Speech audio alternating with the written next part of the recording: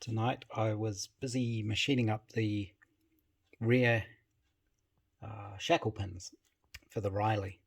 So this is 36mm high tensile steel bar, and I have to machine it down so it fits the shackle, and then I'm going to thread the end. And on my little lathe here, this takes quite a long time to do, to turn this down, because you can only take quite light cuts. So it's quite a bit of work to do this. I played around a little bit with what sort of tools to use, and normally I just use high speed steel type tools, but I'm not an expert, so it's always a bit hit and miss when I'm grinding the tools and trying to figure out what works best and feeds and speeds and all that kind of thing. So normally I don't use them, but I switched to one of my little carbide tools and ran the lathe at a faster speed, and that actually worked quite well. I found I was able to take much heavier cuts, so cuts up to about 10 thou at a time, and that made it a lot quicker to get through here. And then for the final pass, I was able to speed up the lathe quite a bit and take a very nice fine cut. Unfortunately, I was doing really well right up to the end, and I screwed up, and this ended up slightly undersized. So these are brass bushes, or bronze bushes, and that fits on there and that holds the shackle. But because I've ended up about 10 thou undersized, quite a bit, I missed by a lot. So this wobbles. You can hear it wobbling, and you can see the movement there.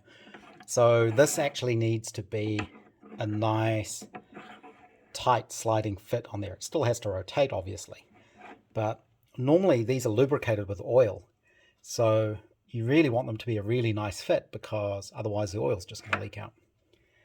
So I'm going to have to do another one, but at least now I know how this stuff machines and know what to expect when I do it. It's still going to take me a few hours, I think, to actually make these up. The idea will be turn this end up, turn the thread on the end, that'll be a 1/2 inch thread, and then I can take this out, and all the turning I'm doing at the moment I'm doing with the center in place.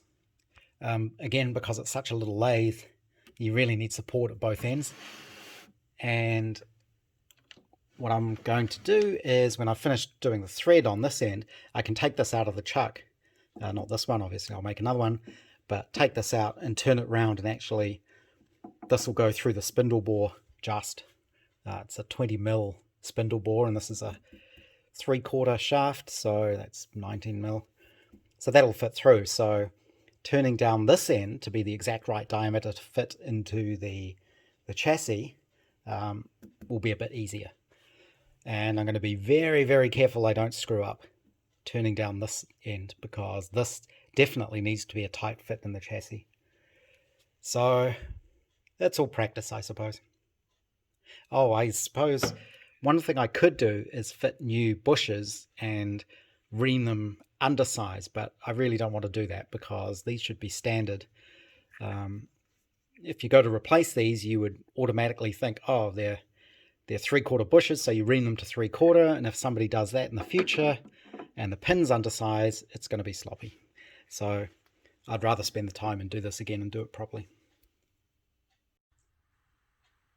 I went ahead and machined up a second pin, and was a lot more careful this time and got out my proper measuring equipment, and now that is a much better fit on there, and there's no wiggle in it whatsoever. It's a very firm fit.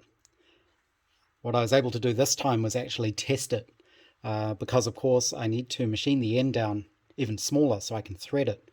So I was able to actually machine it, measure it until I knew I was pretty close, and then machine just a little bit on the end and actually test fit it with the shackles.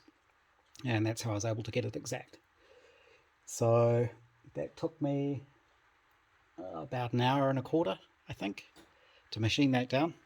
I don't know how you see other YouTube films of people machining stuff and somehow their machines are always perfectly clean. I don't really understand that, because anytime I do machining there's stuff everywhere. At one point there was even a bit of a burning hair smell. I was thinking, wonder what that is, and it was because these bloody chips had been flying around everywhere and landed on my head. So how they managed to keep their machines looking so perfectly clean all the time, I really don't understand. I think they must have assistants who come in between shots and clean everything up. But this is done now. I may just machine down to the 1/2 inch. I'm not going to try and thread it tonight because it's getting reasonably late. But I'll at least machine down the end ready for threading. And I think I'll call it a night then. I've machined down the end here now, ready to do the threading. In practice, what happens is you have there's a big washer that goes on the end here, and then I'll probably use a castle nut, so that'll thread on the end like that, and then there'll be a pin through it to hold it. So next job will be threading this, but the lathe's not set up for that at the moment, so that'll be a job for another night, I think. Should have been asleep about an hour ago, but I was so close to getting finished, I thought I might as well do the rest and thread the end here. And I got part of the way through and had a bit of a disaster. So I have been wondering how long my 3D printed change gears were going to last, and now I know the answer.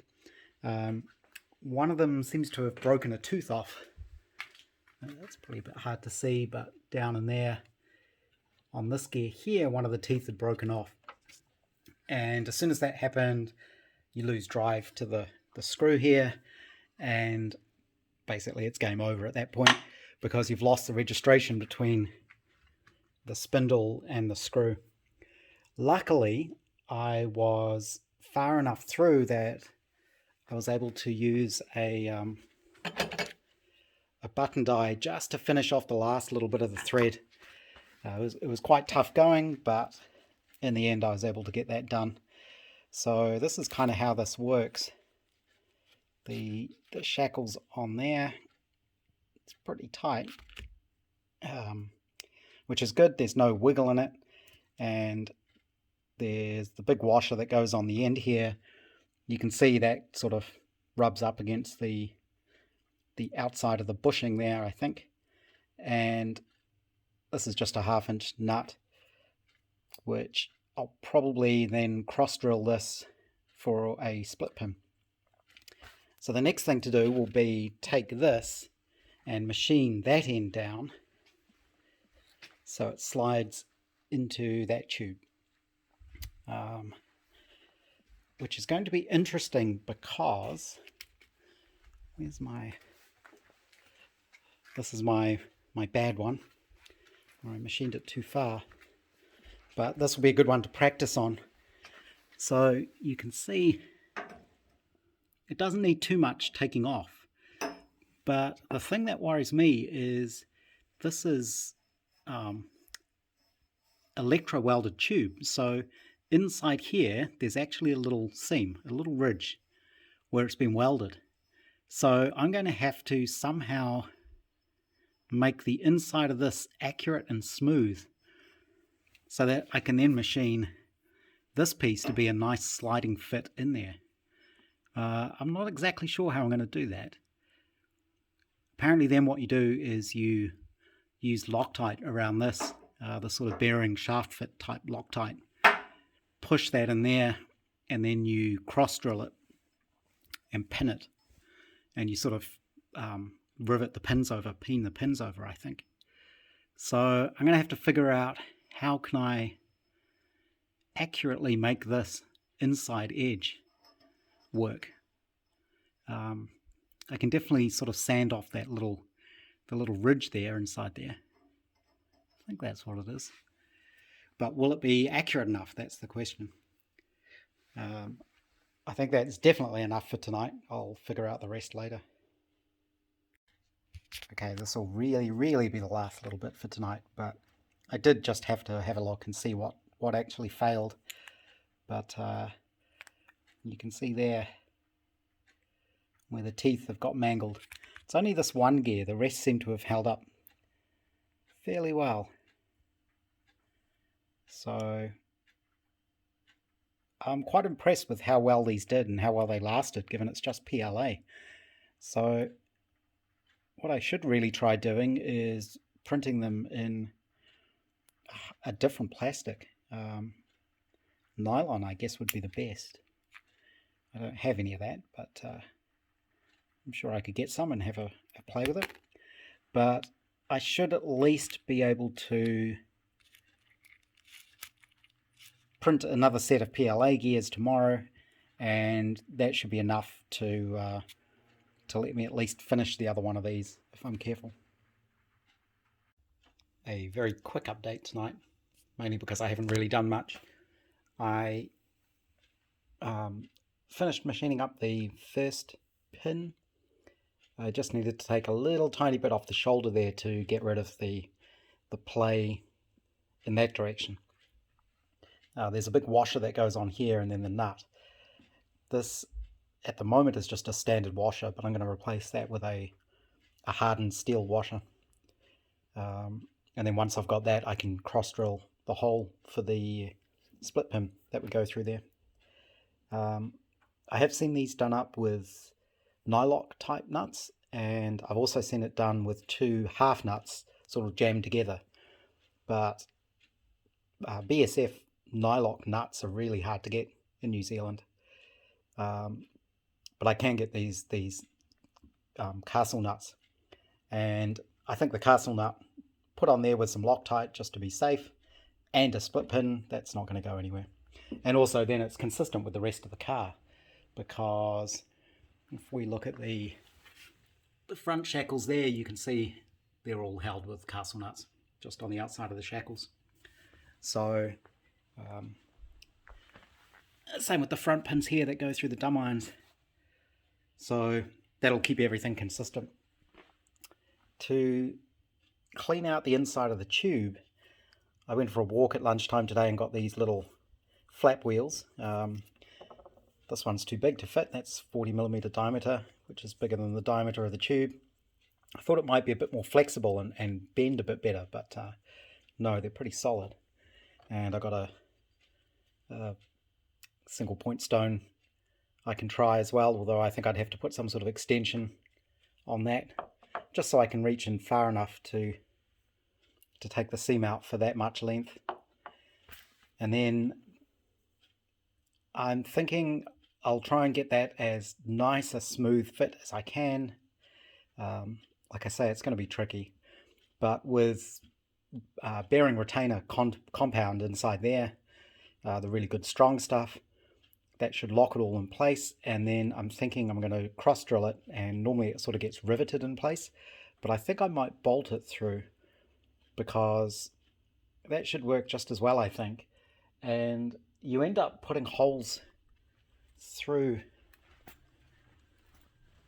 the back there anyway, because on the Brooklands the exhaust pipe comes out under here, and there's normally a bracket down here, and that seems to be just held on with bolts through this. So I might as well put the bolts through there, hold that end in place, and then it gives me a place to bolt the exhaust on as well. That's my thinking at the moment. Oops, tripping over things. The machining that steel, it's giving me really funny spirally chips like this, which are getting everywhere. So I don't know if that means, I need to look it up and see if that means I'm cutting too fast or cutting too slow, or if that's correct. It seems to leave me a nice surface finish, and it seems to be cutting okay, so maybe that's just what this high tensile type steel does when you cut it with those carbide tools. But yeah, these are going everywhere. They're really hard to vacuum up, They're very strong. They don't break. And yeah, they're just a pain in the neck. But that's one done. I've cut the blank to do the second one, which is this, but I'll do that another day. I nearly forgot, this is a new change gear being printed. I'm going to reprint the set that I need for this particular thread, and I did look at getting some nylon to print them in nylon, but that looks like it's a bit of a pain to print at home. I may look at getting them printed professionally somewhere, but I think most of the local companies want ridiculous amounts of money to do that. So I might see if there's somewhere overseas that I can send the files to, and they'll print them and send them back. If I can get PCB boards made for very little money, hopefully I can get 3D prints done as well. It's the next day now, and I had another thought about this rear shackle pin that has to go into the chassis.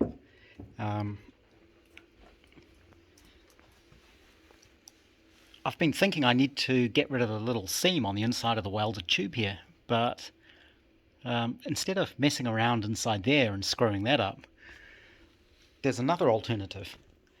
I've got a mill. I don't see why I can't just, obviously not with this huge cutter, but just with a tiny cutter, just run a small groove in this once I've actually turned it down, just to slide over that little weld, just to avoid it. And then that way I'm not messing up the inside of the tube in any way, and I should still be able to get a nice fit. What I will do is I'll use my messed up one, the first one I did, and I'm going to practice on this. I'm going to turn this down till it's a nice tight fit in the chassis rails, and then I can measure it and turn the other one down to the same size, and I'll be able to mill that little tiny groove in there with, I don't know what the smallest cutter I've got is, 3mm I think, but it just needs a tiny little groove in there, and I think that should work okay. I have ordered last night some oversize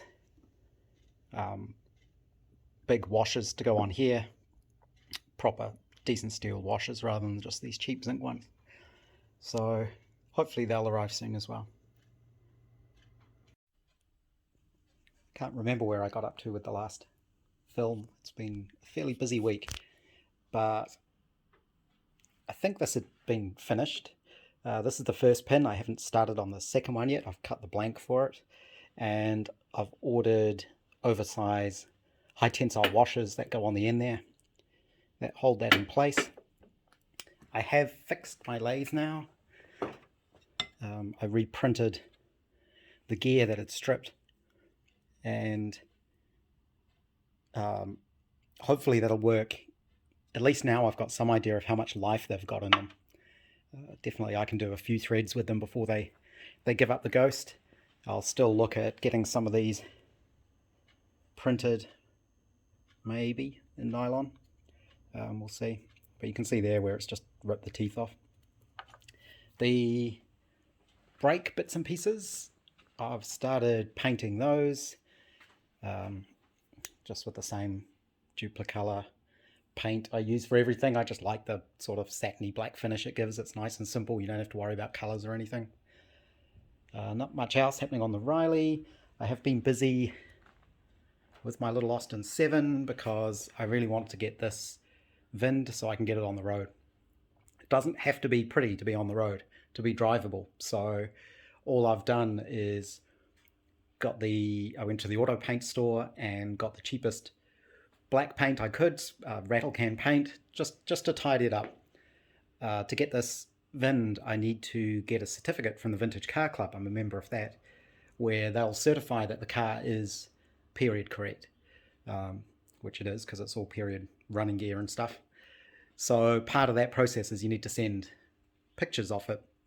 So I wanted it to be pretty much complete before I send those photos in, and I wanted it at least looking like it's suitable to go on the road. So of course if you get up close you can see every single imperfection in these but they've come out okay. I've attached the bonnet catch things. I drilled the first hole in the wrong place, so I had to drill a second hole, but that's okay because this bonnet's temporary until I make the new one. And the other thing I need to do is figure out holding down the boot lid, and I think the only other thing I have remaining to actually make it road legal is mounting a rear vision mirror. So I want to figure out where my windscreen is going to go so I can mount this so it's not going to be in the way. And obviously you need to mount it so you can see behind yourself, which in an Austin 7 can be tricky because you're so close to your passenger. If you do have a passenger, it's hard to see past them. So considering this car I'm not expecting to be carrying passengers that often, I suspect I'll put the mirror so that it gives me the best view when I'm in it by myself. I don't know exactly where that's going to go, but somewhere there. So as well as painting all the guards, like I say, this is really cheap paint. It's all going to have to come off and be redone, or I might remake the guards. I'm not sure yet. But I was wondering what solvent would take that paint off easily. Turns out anything. So there's no trouble getting that off again. I did paint up the headlight support brackets and the brackets under here. I think eventually, I'm not sure what color this panel should be, if everything under the guard should be painted black or if there should be some body color there. I'll figure that out when I get to it. I could be lazy and just leave it aluminium. I don't know. I just want to drive it. That's the main thing at the moment. It's just going into summer here in New Zealand, so I want to make the most of it and figure I can make it, if I can get it legal and on the road and I can drive it around. I live on a peninsula, so it's quite good gentle driving around here to get some miles on it to break it in. And then I can spend all next winter making it pretty, remaking parts and making it nice. So that's the aim on that. I think I'd shown already that the front suspension's all done there. The other small job was, this is a grease gun. I never know how you pronounce this. Tekel emit? Something like that. This is the Riley parts book. And I was looking through it and realized, hey, I've got one of these in my piles of junk. And I don't know if it's exactly right, but it's definitely close enough, and it's more or less period. So I've cleaned all this up. If I can get the... can't get the end undone. That's very tight on there. Just a second.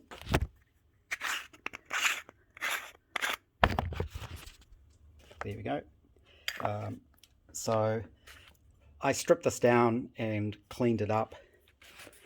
If you take this end off, another thing to unscrew. Of course, I'm not going to be able to do that either. There we go. So in this end there's a small ball bearing, and there's a little spring in there, that's the nozzle, and then that should allow that to pop out. And this piece here unscrews, so does this big washer, and there's sort of a rod on there, and there's a spring inside there. So you can see this whole thing is kind of spring loaded, and that little rod is what pushes the grease up and through to the end, I guess. I do wonder if I need to replace these washers, which just seem to be leather. There's two of them in there, these sort of cup washers, although they seem okay at the moment. They're a bit rough on the edges, but they do seem to seal. But one thing I did need to do is, there's a brass bush in the end here, and this is the original one, and that was quite loose. So where it fits around the shaft, that's very wobbly, so that would leak all around there. So it was easy enough to turn up another little piece of brass, which is that there, that pushed in the end. I made it a really nice sliding fit So that should...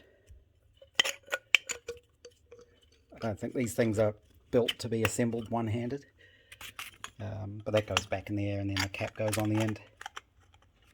So that was just a little job. Over time I'll slowly build up a toolkit for the Riley. It doesn't have to be an original toolkit. I don't even know if they came with an original toolkit, to be honest. But I'll get a suitable set of Whitworth spanners and things. And that's one of the reasons why you want to use all the period correct fasteners on everything, because if you start mixing metric and SAE and things like that, you need a whole bunch of different spanners to work on the car. Whereas if you stick to the factory British BSW and BSF, and I think there's some BA in there as well, you don't need as many tools. So that cleaned up nicely. I haven't actually put any grease in it yet, but that should work. And then I think that's kind of it. Soon I'll start... I need to clean up the handbrake mechanism and reassemble all of this, and I still need to talk to the plasma cutting people to get new spring plate bases cut, and I might get them just to cut these as well. I'll just draw those up and then onwards from there. But yeah, getting that thing on the road would be really, really good at the moment.